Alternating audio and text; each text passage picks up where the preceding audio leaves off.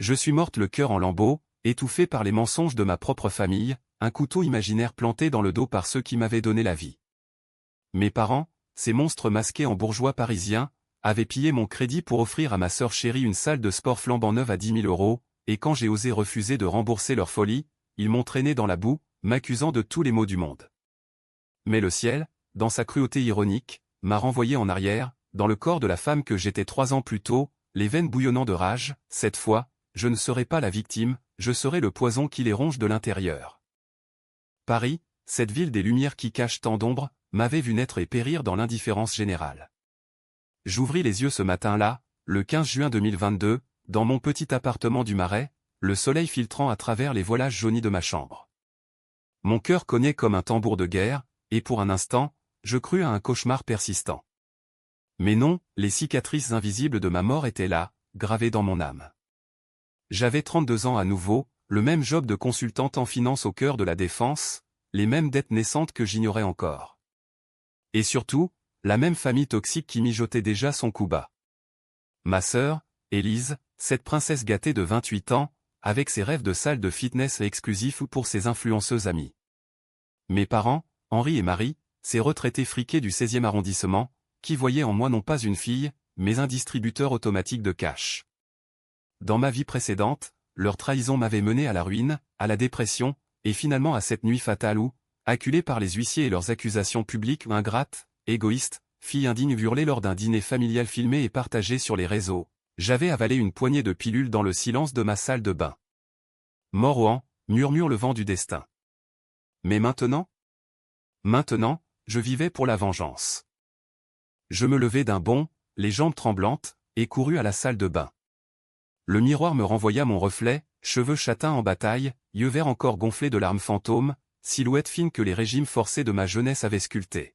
« Salut, toi » murmurai-je à cette version de moi-même, innocente et confiante. 3 ans. J'avais 3 ans pour inverser le cours, pour transformer leur avidité en leur propre tombeau. Mais où commencer? Par les bases, bien sûr.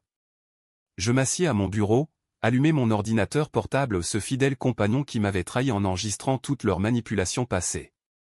Dans ma tête, les souvenirs affluaient comme un torrent, les appels larmoyants d'Élise, « Claire, s'il te plaît, juste un petit prêt pour mon projet », suivi des signatures falsifiées sur mon dossier de crédit par mon père, ce notaire à la retraite si habile avec les faux.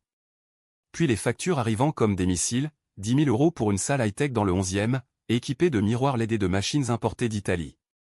Et moi, idiote, payant au début, jusqu'à ce que les taux se resserrent. Refus. Colère. Accusation. Ruinée, isolée, morte. Non, plus jamais. Cette fois, je jouerai leur jeu, mais avec mes règles. D'abord, sécuriser mon crédit. J'appelai ma banque, feignant l'inquiétude, « Bonjour, je voudrais bloquer toute nouvelle ligne de crédit à mon nom. » Des fraudes potentielles, vous comprenez? La voix nasillarde de l'agent me rassura, « Bien sûr, Madame Lefebvre. » C'est fait. Un sourire carnassier étira mes lèvres. Étape 1, verrouiller la porte qu'il comptait forcer. Ensuite, observer. Je repris contact avec Élise, ce serpent au sourire Colgate, via un message anodin, et il serait, « Ça va?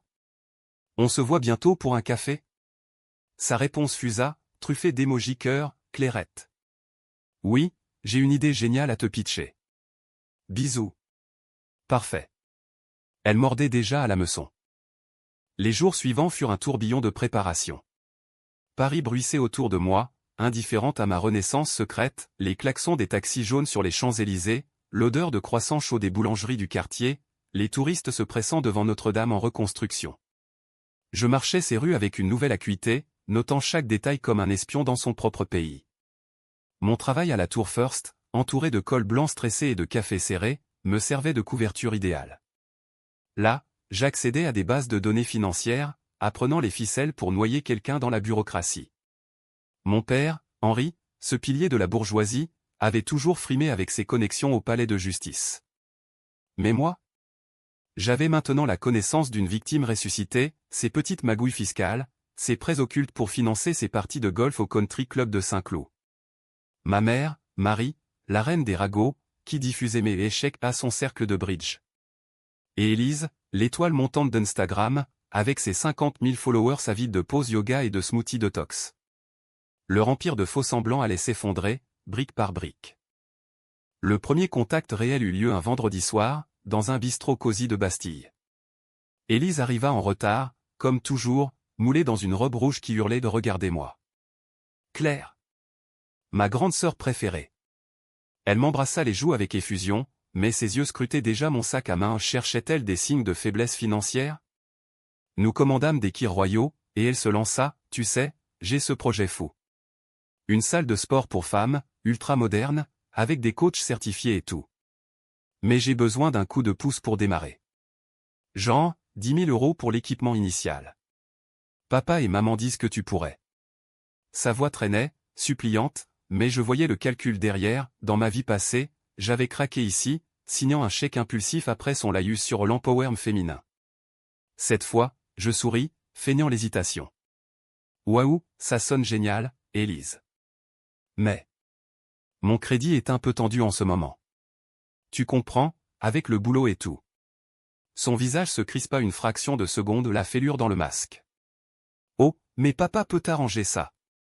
Il connaît des gens à la banque. Juste une garantie, quoi. Bingo. Le piège se refermait sur eux, pas sur moi.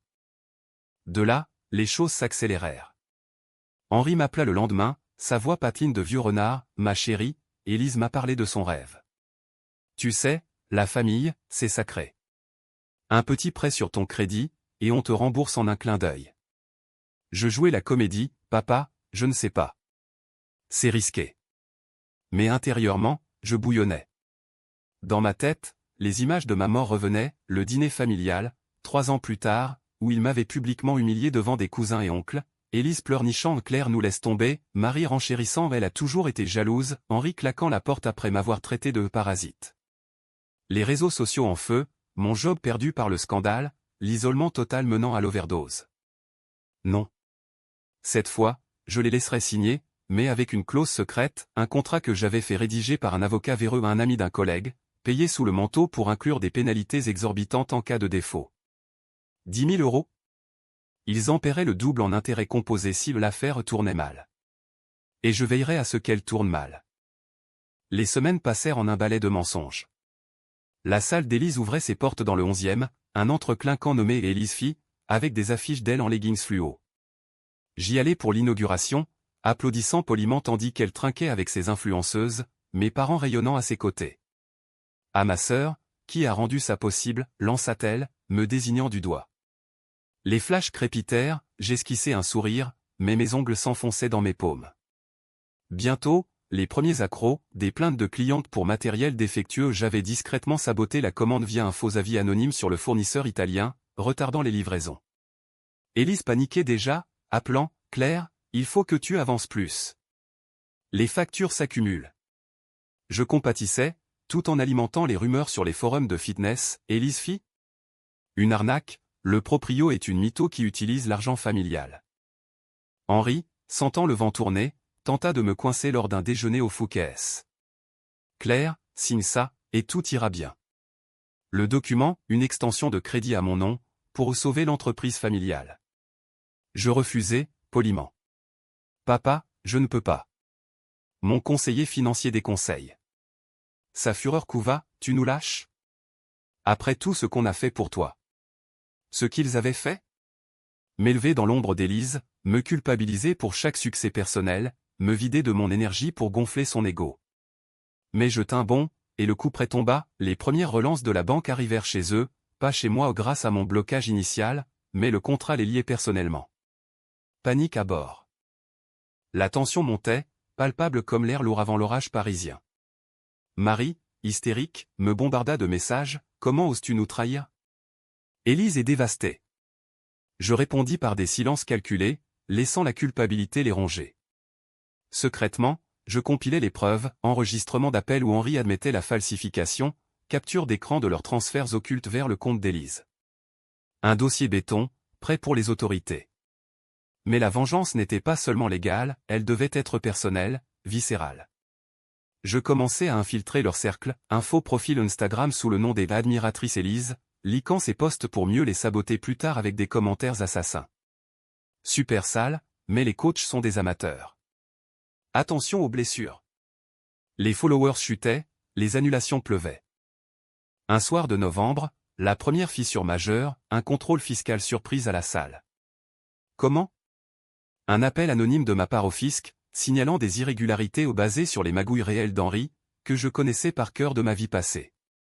Les agents débarquèrent, scellant les machines pour vérification. Élise hurla au scandale sur ses stories, complot contre les femmes entrepreneuses.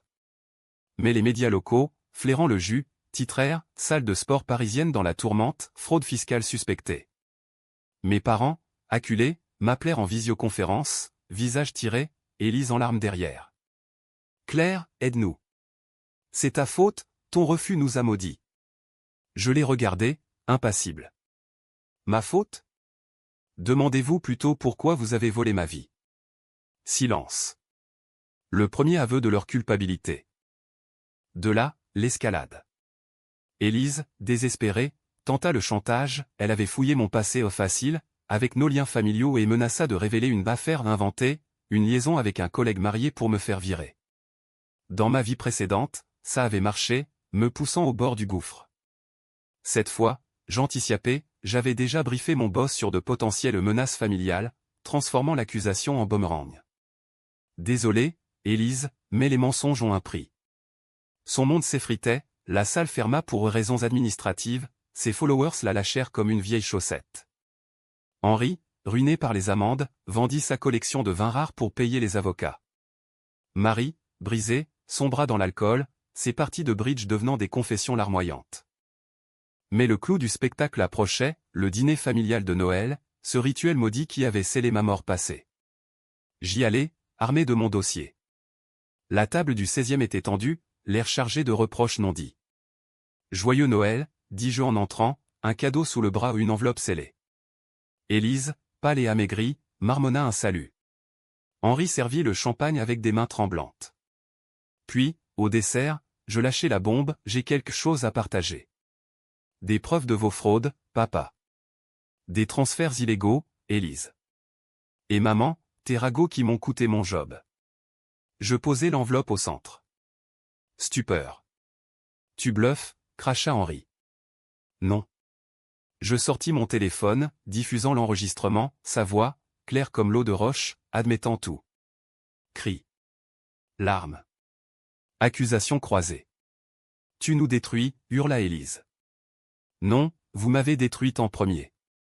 Et je suis revenu pour équilibrer les comptes. La police fut appelée par moi, discrètement, avant le dîner. Ils arrivèrent sirène hurlante, menottant Henri pour falsification de documents, Élise pour complicité dans l'escroquerie. Marie s'effondra en sanglots, murmurant à ma fille. Qu'avons-nous fait? Je les regardais partir, menés comme des criminels ordinaires, les voisins du quartier observant derrière leurs rideaux. Pas de pitié. Dans ma vie précédente, leur trahison m'avait tué, maintenant, la mienne les enterrait vivants. Pourtant, au milieu du chaos, un twist inattendu, Élise, dans la voiture de police, croisa mon regard. Claire. Je suis enceinte. De qui?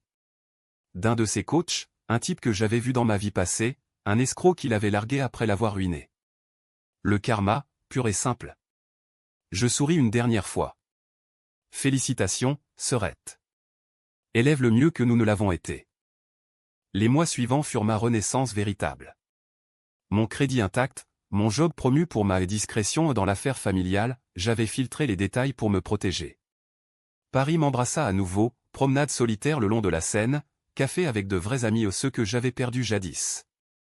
Pas de happy end rose bonbon, la vengeance laisse des cicatrices. Mais dans mes nuits, quand les fantômes murmuraient, je me rappelais, j'avais gagné. Eux pourrissaient en prison, leurs rêves en miettes. Et moi, Claire Lefebvre, j'étais enfin libre. La neige de janvier 2023 tombait en flocons paresseux sur les toits haussmanniens, mais dans mon cœur, c'était un incendie qui couvait encore. Après l'arrestation, les journaux People l'avaient titré « Scandale familial au cœur de Paris, une sœur trahit l'autre pour 10 000 €. Bien sûr, ils avaient inversé les rôles, peignant Élise en victime innocente, moi en monstre calculateur. Classique. La presse française adore les drames bourgeois, avec juste ce qu'il faut de vices pour titiller les lecteurs du Figaro.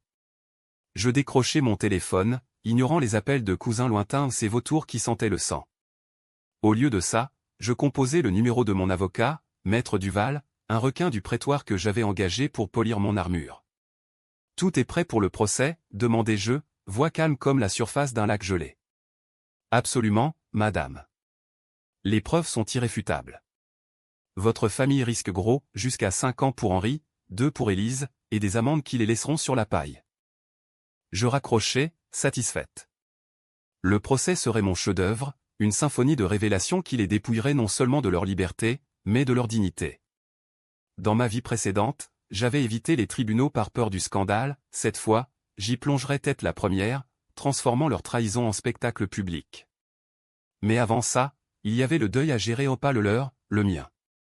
La nuit, les cauchemars revenaient, le goût amer des pilules, le froid du carrelage sous mes doigts inertes, les sirènes lointaines que personne n'avait entendues à temps. Je me réveillais en sueur, le cœur battant, me rappelant que c'était fini. Renaître n'efface pas les fantômes, ça les rend juste plus affamés. Pour me distraire, je repris mes habitudes parisiennes, celles que j'avais négligées jadis. Un abonnement au Louvre pour les après-midi solitaires devant la Joconde, son sourire énigmatique me rappelait le mien, masqué de secrets. Des dîners chez l'ami Louis, où le foie gras fondait comme les illusions familiales. Et surtout, des rencontres, via une app de dating. Je croisais le chemin de Lucas, un architecte toulousain au rire franc et aux yeux qui ne mentaient pas. « Qu'est-ce qui te rend si intense ?» me demanda-t-il un soir, sur un banc du jardin des Tuileries, la tour Eiffel scintillant au loin. Je hésitais, pesant le risque de la vérité. « Une seconde chance », répondis-je finalement. Il ne posa pas plus de questions, parfois, le silence est le meilleur amant. Mais la famille ne lâchait pas. Marie, libérée sous caution au privilège des anciens du XVIe, m'envoya une lettre manuscrite, papier parfumé à la lavande, comme si l'odeur pouvait effacer le poison. « Ma Claire chérie, c'est une erreur. Ton père est malade, Élise aussi. Reviens-nous, pardonne. Nous t'aimons. » Des larmes ? Peut-être, mais je voyais clair, manipulation pure, pour me faire craquer avant le procès. Je brûlai la lettre dans mon évier, regardant les flammes danser comme mes vengeances futures. Élise, elle, passa par les visites en prison. « S'il te plaît, Claire, dis aux flics que c'était une blague. Pour le bébé. » Le bébé. Ce détail me tordait les tripes. Dans ma vie passée, elle avait avorté en secret, brisée par l'abandon de son amant. Cette fois, le timing la condamnait doublement. Garde-le, Élise. Et apprends-lui ce qu'est une vraie famille, répondis-je à travers la vitre blindée, ma voix un fil d'acier. Le procès s'ouvrit en mars, sous les néons froids du palais de justice de l'île de la Cité. La salle d'audience puait le vieux bois et les ambitions brisées. Henri, en costume froissé, fixait le vide. Élise, ventre naissant sous sa blouse informe, serrait un mouchoir. Marie, au premier rang, sanglotait déjà. Le juge, un homme sec comme un croquant, appela mon nom. « Madame Lefebvre, veuillez témoigner. » Je montai à la barre, dos droit, regard balayant l'assemblée, journaliste, curieux, et ses cousins hypocrites qui feignaient l'horreur. « Mesdames, messieurs, commençai-je, voix claire, ce qui vous est présenté comme un emprunt familial était un vol délibéré. Mon crédit, fruit de 10 ans de labeur, pillé sans consentement pour financer les caprices de ma sœur. Je projetai les documents, signatures falsifiées, relevés bancaires, messages codés. La salle murmura. Henri tenta de contredire, c'était pour l'aider, elle est de la famille. Mais son ton, ce ton paternaliste qui m'avait brisé jadis, sonna faux. Le procureur enchaîna avec les preuves fiscales, évasion, blanchiment mineur. Élise craqua, Claire m'a forcé. Elle voulait que je rate. Mensonge et honté, mais le jury vit la faille. La presse explosa, Le Monde titra Trahison en or fin, une famille parisienne implosée par l'avidité. Les réseaux, que j'avais manipulés subtilement, amplifièrent, #justice pour Claire Trandigne, pétition pour protéger les victimes familiales. Élise perdit ses derniers followers, ses amies influenceuses lagostèrent. Henri, condamné à 3 ans ferme, fut emmené menottes au poignet, son orgueil en miettes. Élise, 2 ans avec sursis, mais interdite d'entreprise pendant 5 ans. Adieu ses rêves de gym. Marie, complice passive, écopa d'une amende qui vida leur compte joint. Victoire ? Amère, oui. En sortant du tribunal, sous un ciel de plomb, je sentis le poids, j'avais détruit mes bourreaux, mais à quel prix pour mon âme? Lucas m'attendait dehors, parapluie en main. C'est fini, demanda-t-il doucement. Pour l'instant, répondis-je, prenant sa main. Mais ce n'était pas fini. La vengeance a des tentacules, la mienne s'étendait maintenant aux ramifications. Ses cousins qui avaient pris parti contre moi? Un email anonyme avec des extraits de l'audience, semant le doute dans leur dîner. Les amis d'Élise. Des leaks de ses dettes personnelles sur des forums pro. Paris, ville de secrets, avalerait tout. Et moi, dans ce tourbillon, je redécouvrais la vie, un voyage à Provence avec Lucas, vignoble doré sous le soleil, rire sans arrière-pensée. Mais la nuit, le doute rongeait, étais-je devenu comme eux, une manipulatrice froide? Non. J'étais survivante. Renaissante. Pourtant, un nouveau twist guettait. Une lettre d'Élise, depuis sa cellule, le bébé est de ton ex, Marc. Il m'a dit que tu l'avais quitté pour rien. Révèle-toi, ou je dis tout au juge. Marc? Mon ex, ce lâche qui m'avait trompé avec elle en secret, 5 ans plus tôt. Dans ma vie passée, j'avais ignoré les signes, cette fois, j'avais rompu net. Le chantage puait le désespoir. Je ris, amer. Vas-y, Élise. Le juge saura qui ment. Mais intérieurement, la rage flamba à nouveau. La vengeance n'était pas finie, elle mutait. Avril fleurit Paris de cerisiers roses, mais mon printemps était teinté de cendres. Le chantage d'Élise me rongeait, non par peur, mais par cette nausée familière de la trahison récurrente. Marc, ce fantôme du passé, avait osé? Je fouillais mes souvenirs, dans ma vie précédente, il m'avait quitté pour carrière, mais les murmures d'Élise avec lui lors d'un Noël familial m'avaient toujours titillé.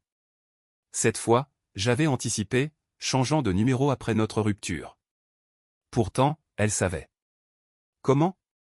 Par maman, bien sûr, ces confidences de salon que Marie distillait comme du poison sucré. Je décidai de contre-attaquer, un rendez-vous discret avec Marc, arrangé via un message LinkedIn anodin. Besoin de discuter à faire, mentis-je. Il accepta, ce crétin, dans un café de Montparnasse.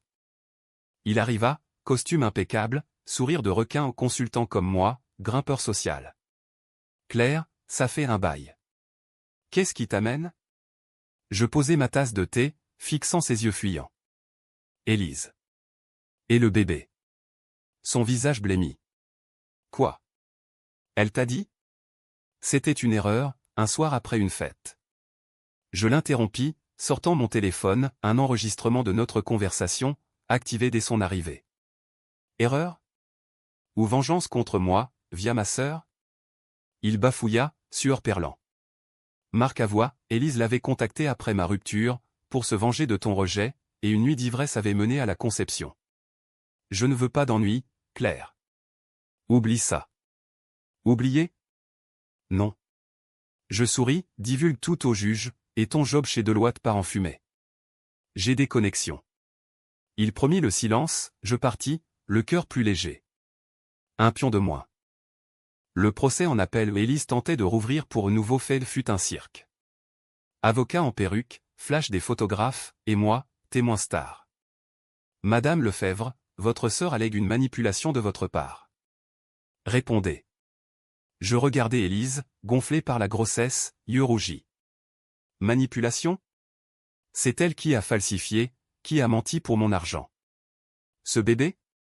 Un accident avec mon ex, pour me blesser davantage. La salle halta, le juge fronça les sourcils. Preuve à l'appui au message d'Élise à Marc, exhumé de son cloud piraté légalement via mon avocat. Condamnation confirmée, plus une ordonnance de protection, pas de contact. Élise hurla en sortant, tu es un monstre. Peut-être. Mais les monstres survivent. Libéré de ce front, je me tournai vers Marie. Seule, dans leur appartement vidé Henri en tôle, Élise en foyer pour mère, elle appelait quotidiennement, voix brisée, viens, Claire. On est tout ce qui reste. Pitié? J'en eus une once, ce soir-là, marchant sous la pluie rue de Rivoli, lumière floue comme des larmes. Je cédai, un thé chez elle, le lendemain. L'appart puait le renfermer, photo familiale souriante moqueuse. Pourquoi, maman? Pourquoi moi, demandai-je, direct.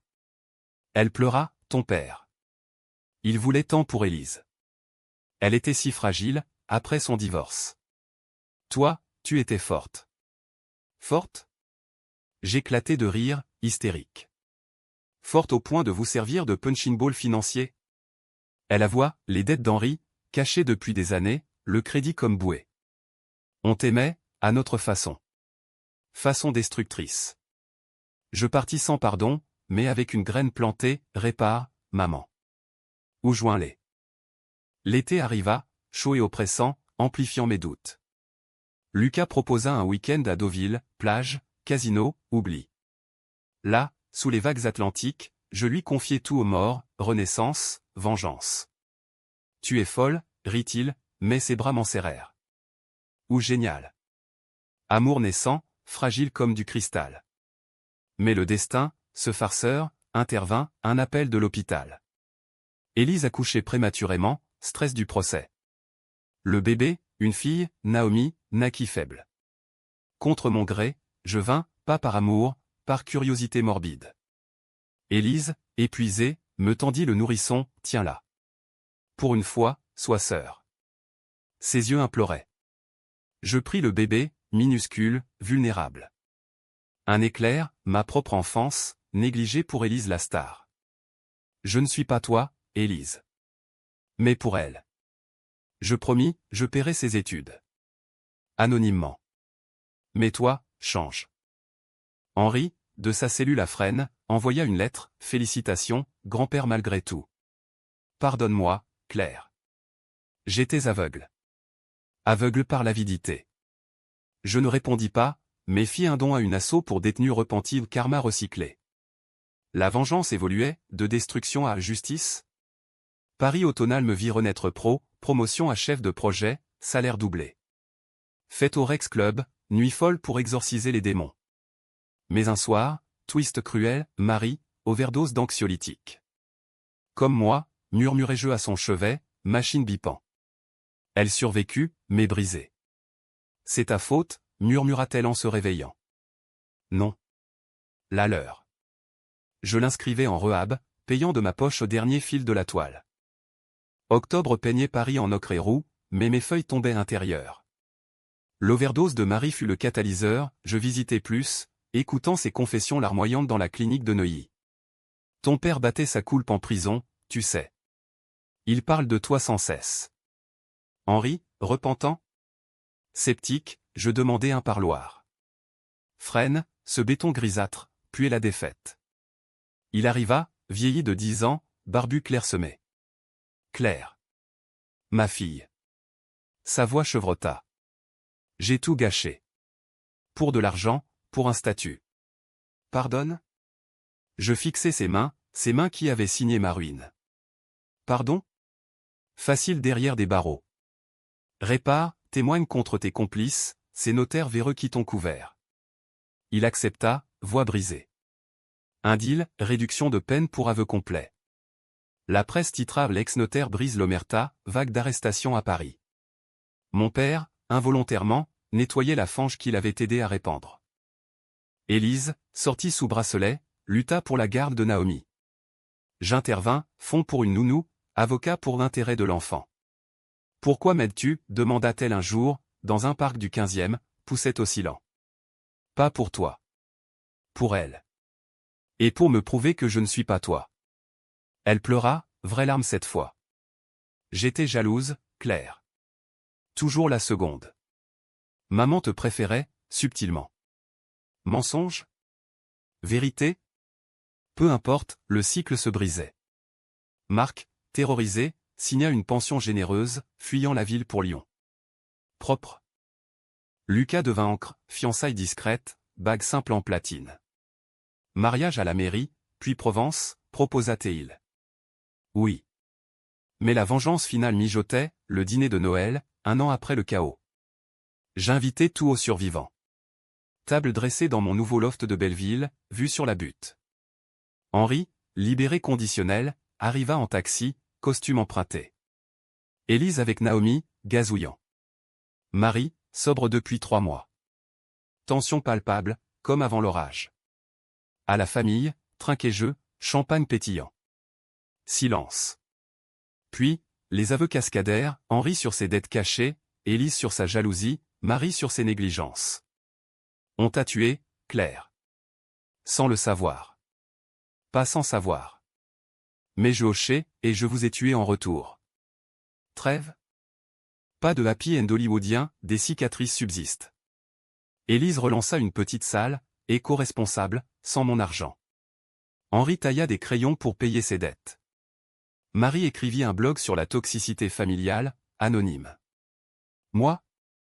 Je marchais, enceinte de 6 mois aux surprises de Lucas. Paris, éternel, m'embrassa, scène scintillante, Tour Eiffel témoin. La vengeance? Un chapitre clos. Renaissance? Le nouveau livre s'ouvrait. Mais twist final, une lettre anonyme, post-procès. Tu as gagné, mais à quel prix? Ton ombre te suit. De qui? Un cousin? Un fantôme? Je brûlai la lettre, riant. Le prix? La liberté. Et ça valait tout. Hiver 2024 enveloppa Paris d'un manteau blanc, purificateur.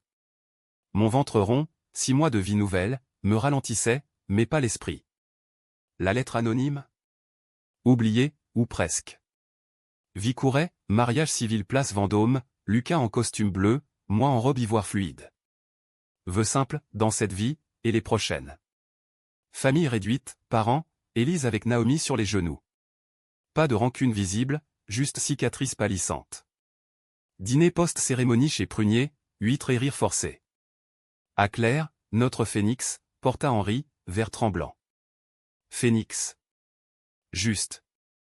Naissance en mars, un garçon, Adrien, cri strident dans la maternité de Port-Royal.